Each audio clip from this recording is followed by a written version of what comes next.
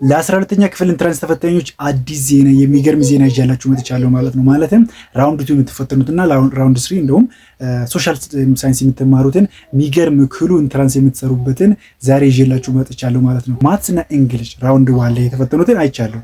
ዛሬ ደግሞ የተፈተንኩት ከራውንድ 1 ጋር የሚመሳሰሉ ሪሌት የሆኑ ጥያቄዎች ብዙ ናቸው።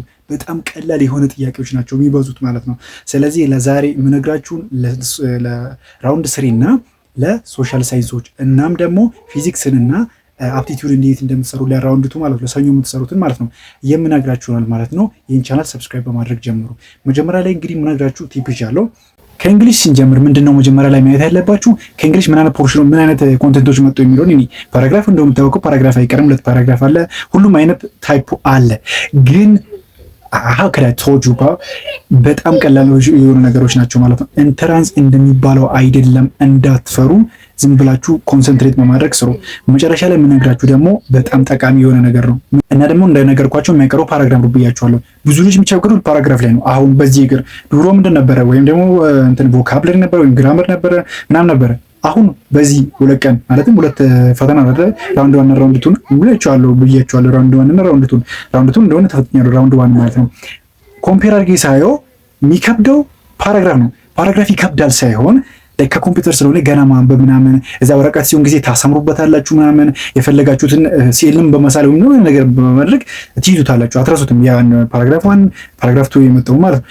ምንም ታረጉት አሁን እንደ ሞክ አይደለም። ሞክ ኤግዛም እንዴት ነበር የመሰላችሁ? አንደኛ ካስታውሳችሁ አንደኛ ሚኒስቴር ያመጣው ሞክ ኤግዛም አንድ ፓራግራፍ ሲሰሩ ከስር አንድ ጥያቄ አለ። ሙሉን ፓራግራፍ ያመጣላችሁና ጥያቄውንም ያመጣል። ሁለተኛው ጥያቄ ላይ ስትሄዱ ሙሉ ፓራግራፉ እዛው አለ፣ ጥያቄውም እዛው አለ። እና አሁን እንደዛ አይደለም። ስለዚህ እንዴት ነው የምታደርጉት ማለት ነው? መጀመሪያ ስክሪፕቶና ወረቀት ይዛላችሁ። እንግሊሽም ላይ ለራውንድ 3 እና ለሶሻል ሳይንስ ነው የተነገርኩት ያሉት ማለት ነው። ምንም ይዞ መግባት አይቻልም የሚባል ነገር የለም። ምንም ፖሊሲያቸውን ማለት ያስቀመጡትን ፖሊሲ አለ አይደለም፣ ሞባይል ይዞ ምንም ይዞ መግባት አይቻልም የሚባለው እሱ ችግር የለውም። እሱ አይጋቻልም። ግን ስክሪፕቶና ወረቀት ምንም ችግር የለውም። ፓራግራፍ ከዚህ በፊት የሚያስቸግራችሁ ልጆች ደግሞ መጀመሪያ ላይ ፓራግራፍ እንዳትሰሩ እንዳትሞክሩት። ፓራግራፍ መጀመሪያ ላይ ይመጣላችኋል። ኦብቪየስሊ መጀመሪያና አንድ አለፍ ብሎ ይመጣል። መጀመሪያ የምትሰሩት የሚቀላችሁ አምሹ ኮሚኒኬሽን አለ፣ ግራመር እና ቮካብለሪ በጣም ቀላል ነው። በዚህ ኦንላይን ላይ ያመጡት ማለት ነው። ከዚህ በፊት በወረቀት በጣም ይከብዳችኋል ምናምን ነገር።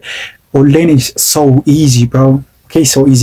የተፈተናችሁ ልጆችም ኮሜንት እያደረጋችሁ ልጆች እንዲማሩ ማለት ነው። ምን እንዴት ተጠብቁ እንደነበረና እንዴት እንዳገኛችሁት ማለት ነው። እንግዲህ በዚህ መንገድ ነው መስራት ያለባችሁ። ወደ ማስ በምንሄድበት ጊዜ ግን ማስ ላይ ሁሉንም አቀፍ ነው። ሁሉንም አቀፍ ሆኖ ግን በቃ የማገሙታችሁ በቃ ኤግዛምፕል ላይ ይመጣል እንደ ምናምን ብላችሁ ዝም ብላችሁ የምታርፈው ነገር አይደለም። እንደዛ ነገር ነው የመጣው። ግን ኮንሰንትሬት በማድረግ ራሳችሁን የምትተማመኑ ከሆነ የራሳችሁን ጥያቄ ብቻ በመስራት መጀመር ያለባችሁ ማለት ነው። ጓደኛዬ ይረዳዋለሁ ምናምን ካላችሁ ኦብቪየስሊ እንደዛ ነገር ምንድነው የምታደርጉት ማለት ነው። እንዳትሸወዱ። ለጓደኛችሁ ለምናምን ብላችሁ ራሳችሁ በትንሽ ጥያቄ እንዳትታጡ ለማፈልግ ነው። እንዳትረዱ ወይም ርዱ እያልኩ ሳይሆን ራሳችሁ እንዳታታሉ ልጆች በመድረግ ምናምን በማለት ለ12 ዓመት ልፋታችሁ እንዳታባክኑ ለማፈልግ ነው። ይሄን እንደ ቲፕ ያዙልኝ።